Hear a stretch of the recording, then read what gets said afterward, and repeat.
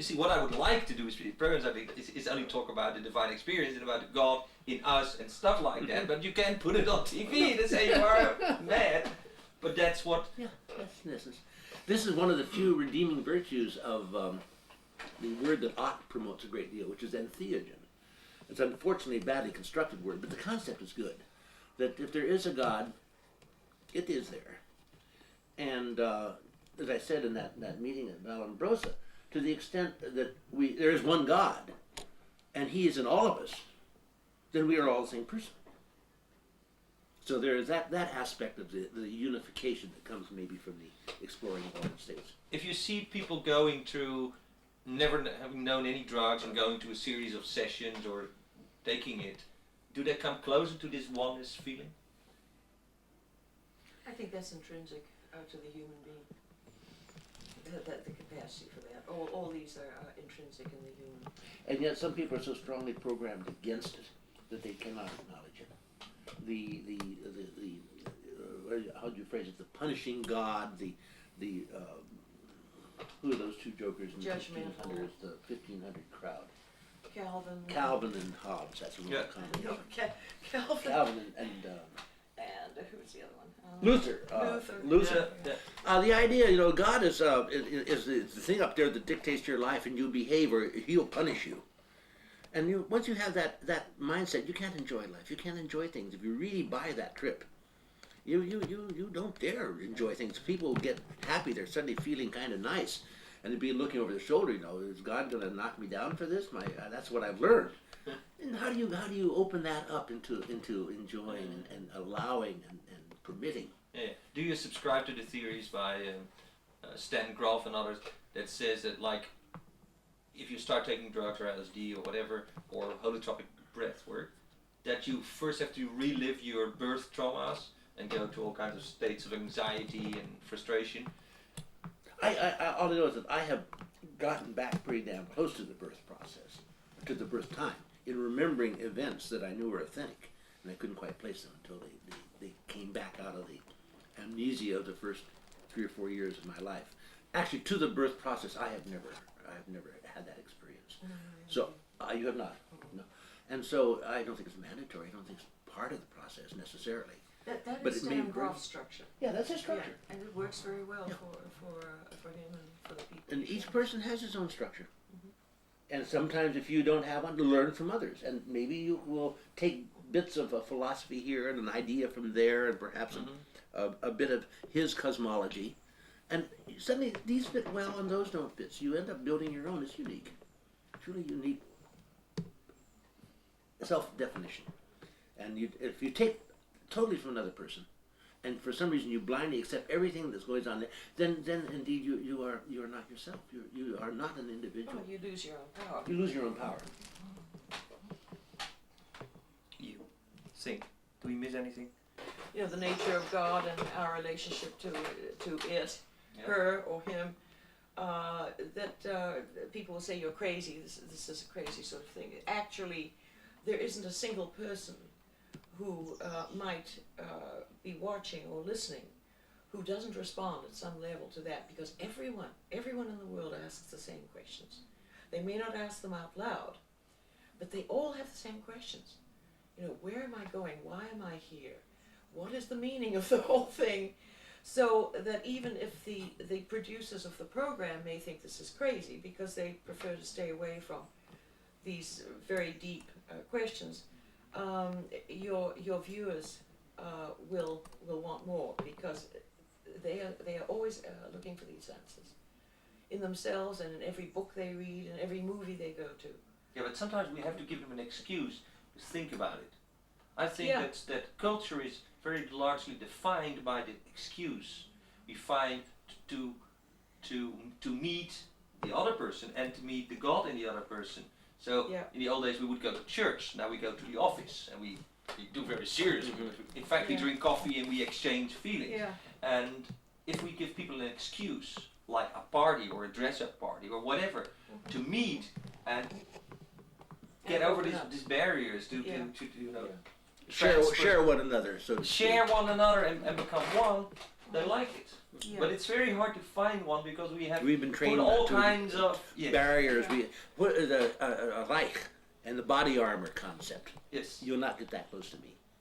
I remember I very much enjoy one experience in Paris one time. I saw a person who was Italian on a little motor scooter hit a car of a person who's French in his car. To each, those were sacred sexual objects, the car, the motor scooter. And they were in the middle of the Saint-Germain-des-Prés, or in the little curvy area down toward the Seine, nose to nose. And they were shouting. Well, the Frenchman didn't know much Italian, the Italian didn't know much French, but they were there.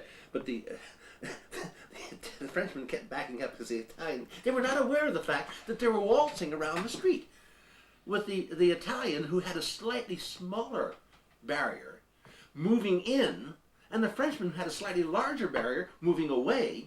But as they talked, they kept these barriers going. You put an Englishman there, he'd be running backwards because his barrier is this long. And so this, we have our It's up called close private space. private space, Yeah. and that is a body armor, and that's what you have to get through. You have to make openings in this. Sex and drugs. Tell me. That's the one we missed. I like them both. that's clear. But what's the interaction? Is it about this body armor that you lose? It can be, yes. A lot of the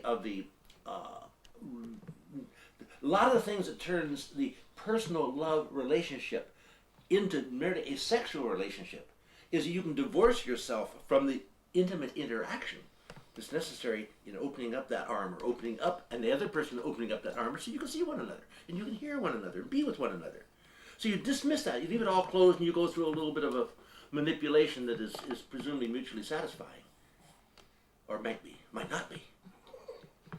But it is not the intimacy. One thing that drugs can do is allow that intimacy, to suddenly allow you not to have to be paranoid against exposing yourself, not in the open sense, but in the emotional sense. And learn the defense. And let your Yeah. defenses be aside for a little bit and not have to use them, not have to be guarding every single, oh, he said that. I wonder why he said that. I wonder if he's implying such and such. And these are the guards that Defenses. defenses. Yeah. And sometimes those can be relaxed and should be. But they have to be relaxed in a way in which you are aware of it and it's part of your voluntary action. I observed that in kids up to, I don't know, 16, 18, 20, if they take ecstasy, their sexual drive gets much higher, while in older people, it actually becomes more of a heart connection. Yes. Isn't this the human animal in general? I mean, the steroids, hormones are raging everywhere at the age of pubing and on into the early times. And then later on you realize that what has lasting power is not your performance, but your interaction. And Yeah, you say it's hormones. Is it not like a period where you have to grow over your frustrations, and that because of the drug, the frustrations fall away, and you can let go of your instinct? MDMA, for instance, is a heart opener. It is called the love drug, but it is love, not sex.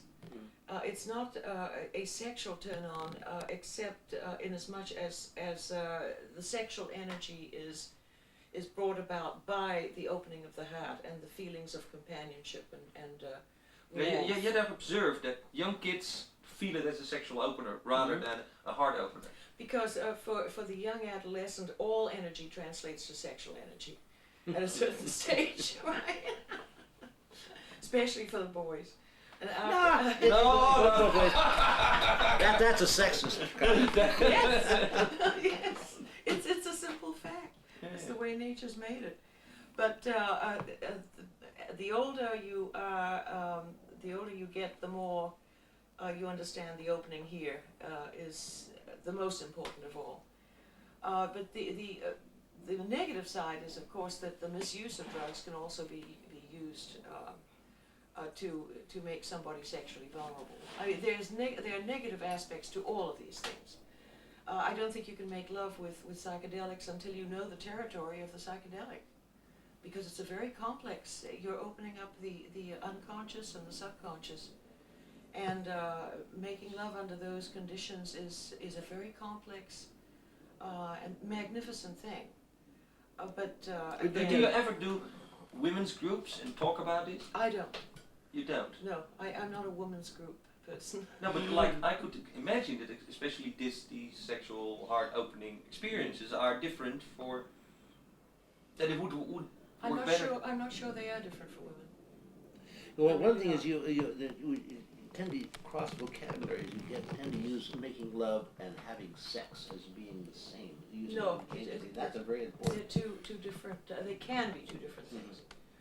But with the psychedelics, they become the same thing. But again, this would not be the case with a stranger. I would not. For me, it wouldn't be. I would be able to open up all the levels of myself only with somebody I can trust completely on all levels. But this is where, for instance, the tantric experience that must have some psychedelic roots too, says at some point you, in some kind of ritual, you open up to anybody, whether they're young, old, beautiful. Potentially, yes. This can be so. This is a cultural thing.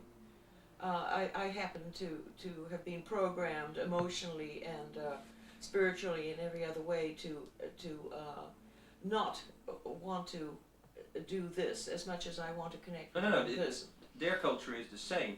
Only like the tantric way is the way of the opposite of the two-sided diamond thing, where you really go into a very polarized experience to see that it's all the same. So it's not a normal thing. It's a meditation concept. It's a meditation. It's a really spiritual thing. Yes. And it is like you have to let go of whatever your ideas about a person are there and open up to it. Yeah. To it. This is a certain level. There are many different levels of experience. There's a level I call the God level, where there is no. I've hit it. When you hit it, it lasts for perhaps 2 seconds. Where there is no difference between love and destruction. That's way up there. That's a level we don't live with as humans. The Indian lady who had them both is the same. Kali. The Kali. Yeah. But this is very distinctly. This is perhaps why all this has been occult and hidden for so long, because you don't live as a human on that level. You cannot, or you must not, and you should not. But it's important to experience it, to know that it's there.